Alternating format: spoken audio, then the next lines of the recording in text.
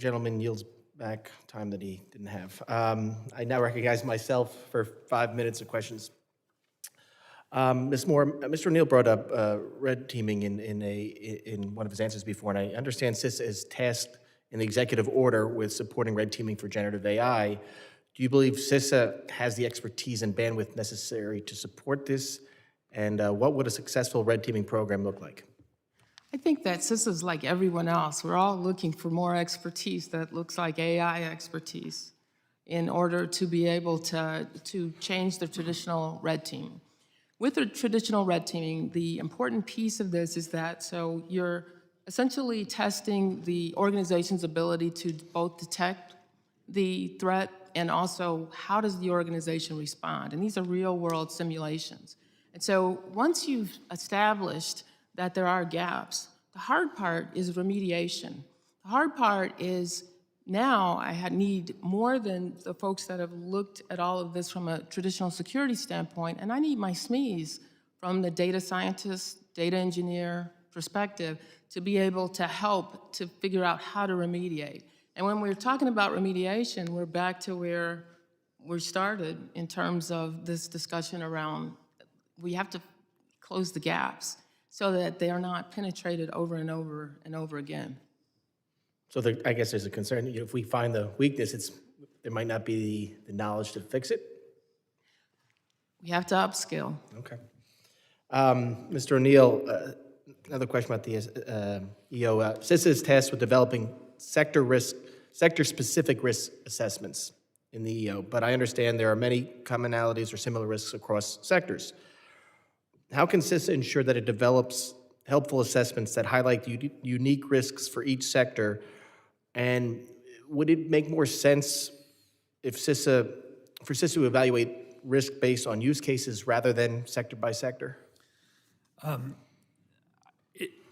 believe CISA needs to take an approach like they've done in other areas, and it's a risk-based approach based on the use case within the sector, because you're going to need like a higher level of confidence for an artificial system that may be used in connection with critical infrastructure and making decisions versus artificial intelligence that would be used to create a recipe or something like that for consumers.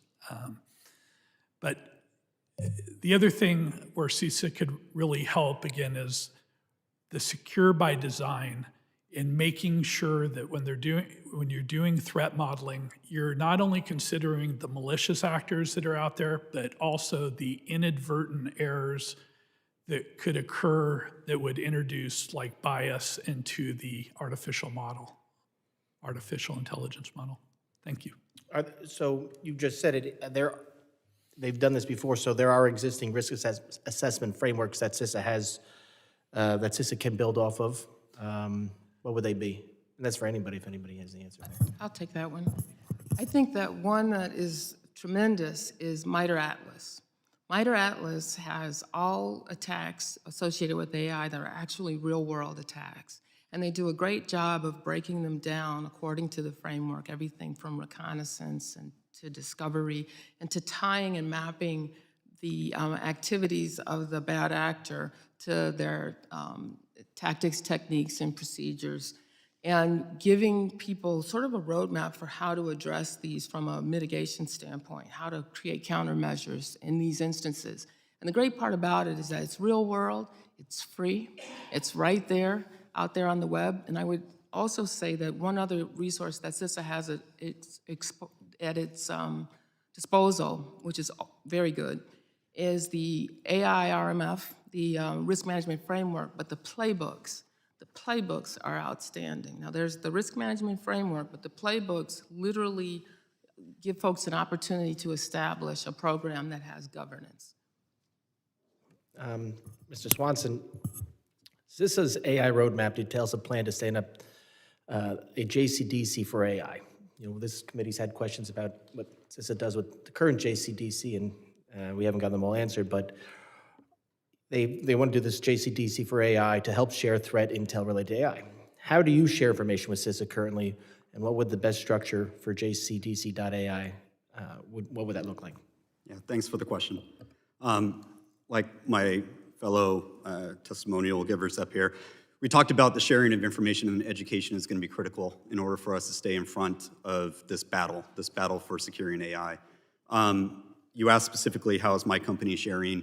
We actually sit in Chatham House Rules events with MITRE, with NIST, with CISA in the room, and we share techniques that adversaries are using to attack these systems. We share exploits, we share scripts.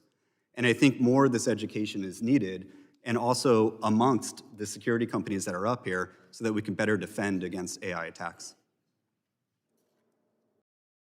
Thank you very much. My time is up.